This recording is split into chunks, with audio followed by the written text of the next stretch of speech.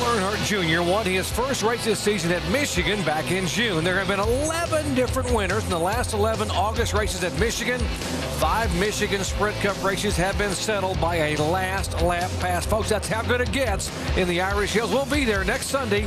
Our coverage begins with countdown 1 o'clock Eastern time. Alan Bestwick, Brad Doherty, Rusty Wallace, and then live coverage of NASCAR Sprint Cup Series action at Michigan International Speedway. We are just past the halfway point here. Kyle Busch now has led twice for 17 laps. And he's got some good laps going. Tony Stewart behind him, Carl Edwards, Kevin Harvick, Martin Truex Jr. By the way, the 48 car in just a moment ago, and it was a left rear tire flat. Let's show you how the left rear tire had an issue here. Watch him on the race course. And DJ, you talked about this at the top of the show. Yeah, only from experience, unfortunately. You can run off, and you just never know what you're going to pick up. That looked, harmless enough right there, but apparently he did pick up something in that left rear tire at this point in time. Mike?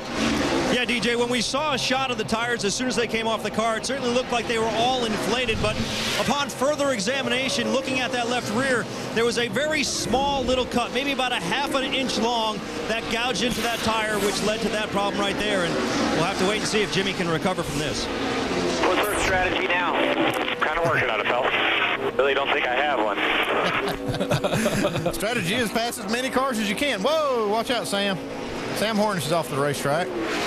And he pulls up back on the track with a lot of gravel back on the track from that front splitter, which can double as a snow plow or a gravel plow here. Scattering gravel all over the racetrack.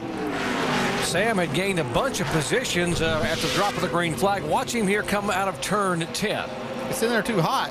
Gets in that, and that's a good thing about the gravel. It keeps you out of the guardrail. It does. He's wheeling this thing. Hey, gets it out. We heard Rusty Wallace talk about that very spot earlier in the show, and it is a trouble spot. You get in there just a little bit too hot, but he drove it right through. Could have been a lot worse. The problem he's going to have now is he's got a lot of grass up in that grill area. He's going to have to keep an eye on that water temperature. Sam Horney's first trip to Watkins Glen in a NASCAR Sprint Cup Series car. Has been here before in the Indy car. Finished third in 2007 in his last Indy car start. When the green flag waved, Sam made a lot of progress. In fact, he was the biggest gainer in the first 10 laps, gaining more spots in the field than anybody. Yeah, he did it that time, but the man that's gained the most so far is Marcus Ambrose. And we have caution on the track now. Probably for that, and just you said, a lot of debris. And all the gravel up on the racetrack, and that can cause a lot of problems, and other flat tires that nobody wants to see. Caution for the first time today, and it will slow this field down here on lap 47. Just 43 to go.